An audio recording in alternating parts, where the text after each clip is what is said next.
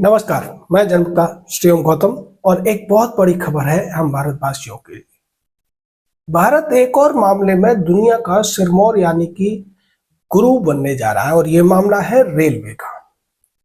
भारतीय रेलवे अब दिसंबर में या हो सकता है जनवरी में एक रेल का ट्रायल करने जा रही है और ये रेल होगी हाइड्रोजन रेल, जिसे हाइड्रेल भी कह सकते हैं।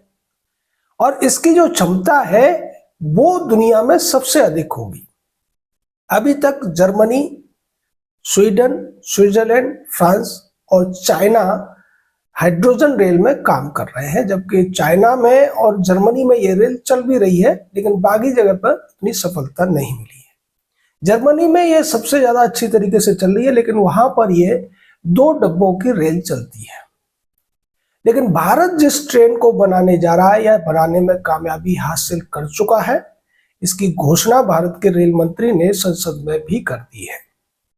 पिछले साल भी उन्होंने बताया था कि किस तरीके से 2800 करोड़ रुपए का ये प्रोजेक्ट है, जिसमें 35 ट्रेनें बनाई जाएंगी और इन ट्रेनों की क्षमता 8 डब्बों की होगी। इस लिहाज से हम जर्मनी से भी आगे निकल चुके हैं। हालांकि इस पूरे प्रोजेक्ट में जर्मनी भारत का साझीदार है। ये रेल कहां से कहां तक चलेगी, क्यों इसे बनाया जा रहा है, कितनी इसकी कॉस्ट आएगी, क्या इसका प्रभाव होगा और किस इसके आगे भारत के आने वाले भविष्य पर इससे क्या फर्क पड़ने वाला है, ये सारी बातें हम आपको इस वीडियो में बताने वाले हैं।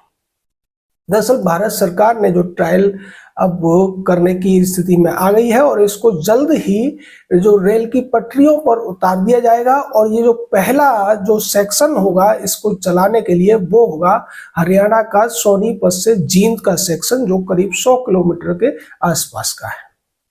इस ट्रेन की खासियत ये है कि इसमें कोई धुआं नहीं निकलता है, बल्कि केवल पानी या वेपर पानी का निकलता है और थोड़ी हीट निकलती है, जो पूरी तरीके से पर्यावरण के अनुकूल है।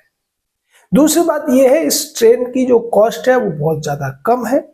आप अगर देखें तो 2800 करोड़ रुपए में ये 35 ट्रेनें बनने जा रही हैं, यानी कि एक ट्रेन की जो कॉस्ट आनी है वो 80 करोड़ रुपए है। उसके अलावा उसको जो हाइड्रोजन की व्यवस्था करने में 70 करोड़ रुपए और लगने, यानी कि एक ट्रेन पर जो खर्चा पूरी तरह से जो वास्तविक खर्चा आएगा वो 150 करोड़ रुपए के करीब होगा। भारत में इसकी जरूरत इसलिए भी है कि भारत में जो 1,32,000 करोड़ 32,000 किलोमीटर का जो पूरा रेल मार्ग है उसमें से केवल 64,000 किलोमीटर ही इलेक्ट्रीफाइड है, यानी कि बाकी जगहों पर कोयला या डीजल लोकोमोटिव के माध्यम से ट्रेनें चलाई जाती हैं।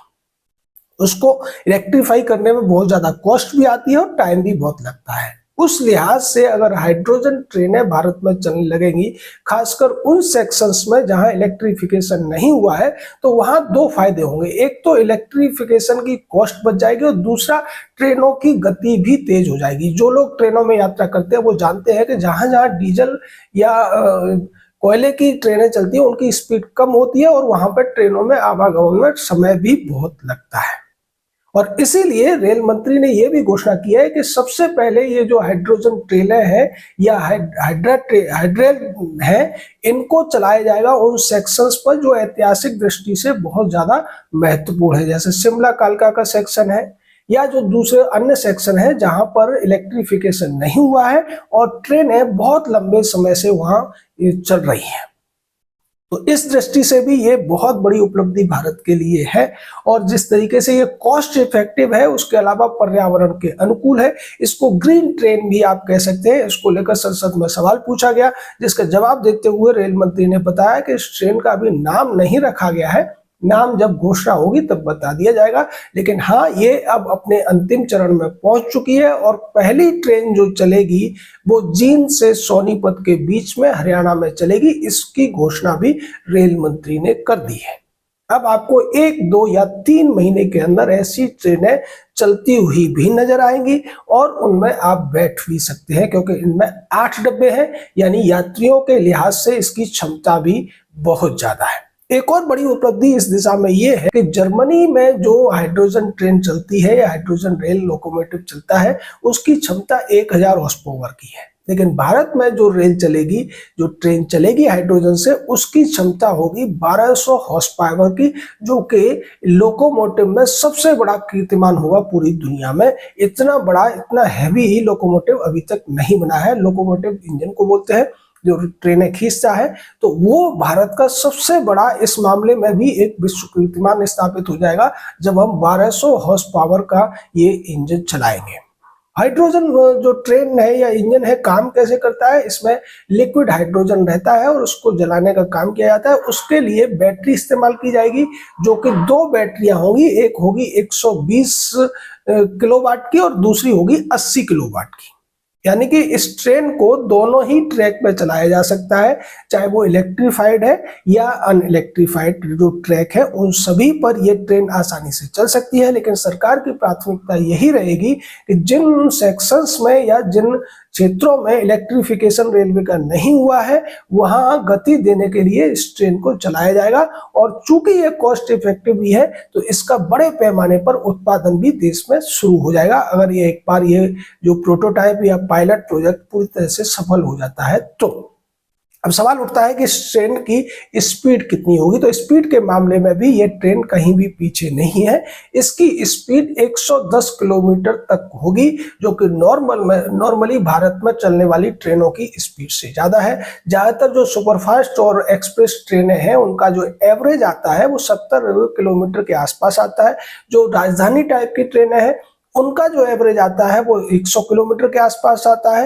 हालांकि वो चलती तो 120 की स्पीड से भी है, कहीं कहीं 140 की स्पीड भी पकड़ लेती है, लेकिन जो एवरेज आता है उनके रुकने और बीच बीच में जो सिग्नल डाउन होने की वजह से, तो वो एवरेज इसमें काउंट होके अगर आप देखें तो ये ट्रेन भी आराम से 80-90 का औसत एवरेज निकाल सकती है। दूसरी बात यह है कि ये जिन सेक्शंस पर चलाई जाएगी वहां पर भीड़ भाड़ भी कम होगी, रेल में ट्रैफिक भी कम होगा। तो इसलिए अगर शुरुआत में कुछ दिक्कतें भी आती हैं, तब भी ये ट्रेन आसानी से उन सेक्शंस पर चल सकती है। और इसीलिए इसको शुरुआत में जींद और सोनीपत के बीच में इसका चुनाव इसीलिए हुआ क्योंकि एक तो ये दिल्ली के आसपास है और दूसरी बात ये है कि इस सेक्शन पे भीड़ भाड़ भी कम है। जो बिजी सेक्शंस है उस पर इस तरीके के पायलट प्रोजेक्ट को नहीं शुरू किया जा सकता है। यही वजह है कि सबसे पहले इसके लिए ऐसे सेक्शन को चुना गया है जहां पर रेलवे का ट्रैफिक कम है। लेकिन सबसे बड़ी बात यह है कि इस मामले में भारत जैसे ही इस ट्रेन को चलाना शुरू करेगा तो भारत सबसे आगे हो जाएगा। जर्मनी में ट्रेन चलती जरूर है, लेकिन उसकी क्षमता भी कम है और उसके डब्बे भी कम है। लेकिन भारत चूंकि दुनिया का सबसे बड़ा रेलवे नेटवर्क भी है, रेलवे का जो पैसेंजर ढोने का जो आंकड़ा है वो भी दुनिया में सबसे ज्यादा है, और सबसे ज्यादा ट्रेनें भी हम ऑपरेट करते हैं, सबसे ज्यादा ट्रेन ट्रैक भी हमारे पास है। तमाम क्षेत्रों में रेलवे का कीर्तिमान है और एक और कीर्तिमान रेलवे के ऊपर अब ये हासिल होने जा रहा है, जो निश्चित तौर पर भारत के इंजीनियर्स की बड़ी जीत है, भारत के लोगों की बड़ी जीत है और भारत की उस भावना की बड़ी जीत है जो दुनिया के लिए बहुत अच्छा करना चाहती है, क्योंकि इसके द्वारा हम पर्यावरण में भी एक बड़ा योगदान दे पाएंगे।